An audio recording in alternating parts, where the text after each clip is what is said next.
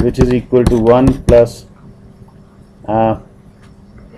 QC by QH, which is equal to 1 minus TC by TH. If I substitute the other equation over here,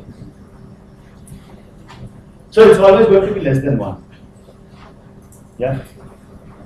Very sorry that I didn't define this efficiency. So let me come back to that again. But that was very important also, because I have the efficiency of this engine. Yes. And now if I have the equal amounts of heat going on, or if I have the same temperatures, Tc and Th, right? And I say, okay, these two efficiencies are different, then one can drive it, and I get additional work out of it. So essentially, I'm not getting any. It's not possible, right? It violates the second law, that I can get work out of it without actually dumping some heat into a cold reservoir. Whatever heat I am dumping into this cold reservoir is being taken up by this process. So that's not possible. Which means that all reversible engines ought to have the same efficiency if they are working between two temperatures. Doesn't matter what the material is. If they have the same pH and TC. If they have the same pH and TC, then they have absolutely the same efficiency, right? Well, in fact, the efficiency, the definition of efficiency tells you that it's 1 minus TC by TH. Does not depend on the material. Okay. But if you change the hot reservoir temperature of a refrigerator, then No, when I connect the two engines, then they have to be connected. So this entire reservoir becomes one reservoir. Yeah, if they are alone, it's a different thing. this is only valid for a Carnot cycle. This is for the moment valid only for a Carnot cycle, but in a moment's time you will see that it should be valid for everything. As somebody had asked me over there why Sadi Carnot did not think of anything other than isothermal or adiabats. So if this is fine, then let me show you that for any arbitrary cycle, I can have very small Carnot cycles fit into this. Yeah, I can have infinitesimally small Carnot cycles, lots and lots of them, construct this arbitrary area or volume, whatever it has to be.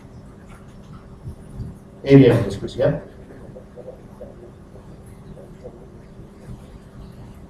No, yes, no. Yes. So, if I have any closed cycle, which is really very arbitrary, I can just take very small Carnot cycles and fit the entire area of this. If I cannot, I can go down to smaller sizes of these Carnot cycles. And all these Carnot cycles do tell that the delta S over the entire cycle is 0. So if I sum them up, then also it will give me a delta S equals 0. So does that answer your question why he did not think of something else? Or why he couldn't do with something else? All he needed was some things which you can work out with, yeah? Can you repeat that? I'm not clear with the adding of the cycles. Now, you're asking me to do something which I barely managed to do, and that's drawing. Okay.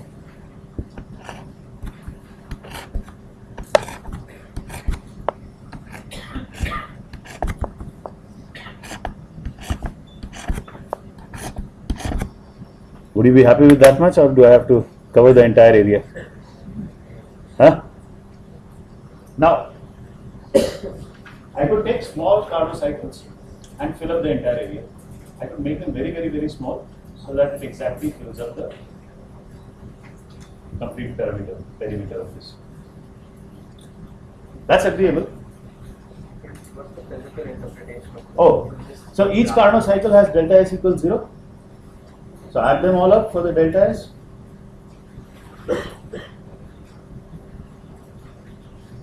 Yes? Does that mean doing them one after the other, adding them up physically? So once you make it for the perimeter, you add them all up. For example, the one that is inside would get cancelled by the next, but one on the perimeter would not get cancelled by anything. So that would give you the entire change in entropy for this path. Okay. So what we can then confidently say is that integral of ds is equal to 0 so the circle itself means for any closed cycle.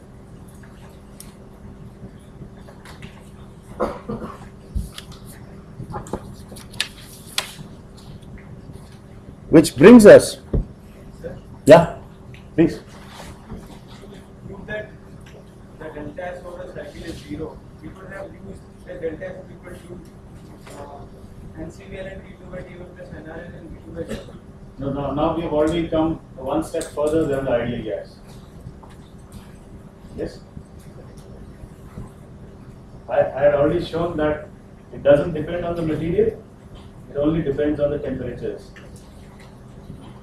Yeah? You could do that, yeah, but again, then you have to go back and show that it's true for a general case. Okay.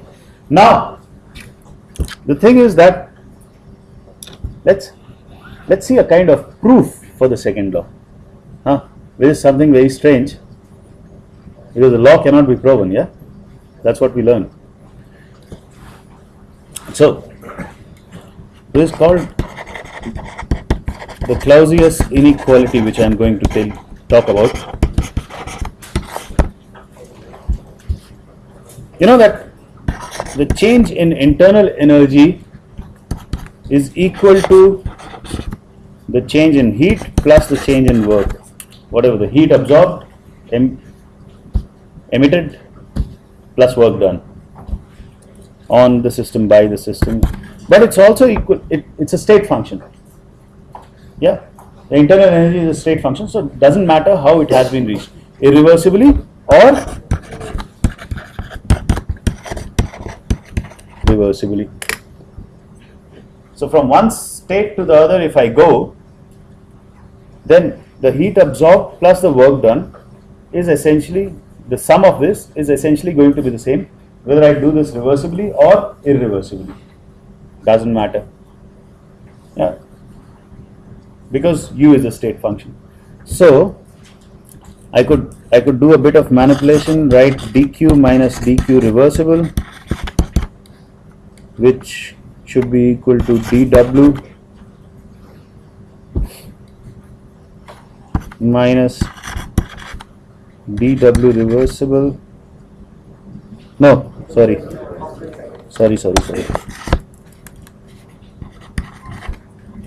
Is that fine? Yeah.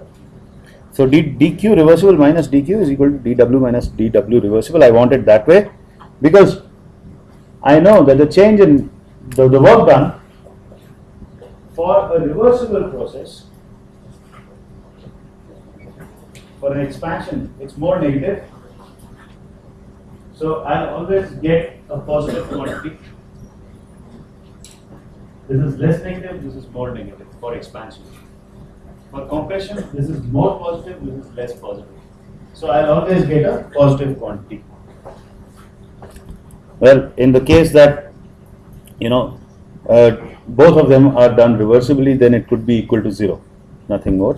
So always it is greater than or equal to 0.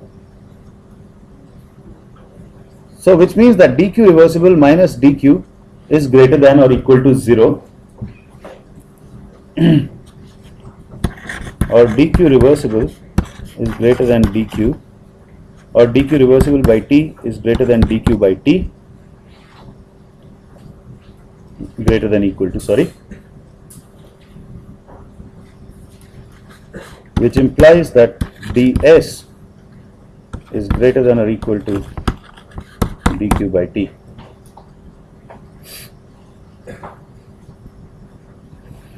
Yes?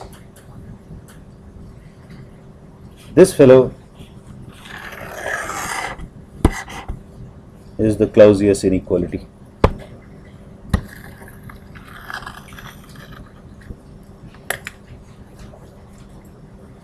It's a very fundamental thing which you'll need to use a lot more. But what does it say? I said I'm going to prove the second law.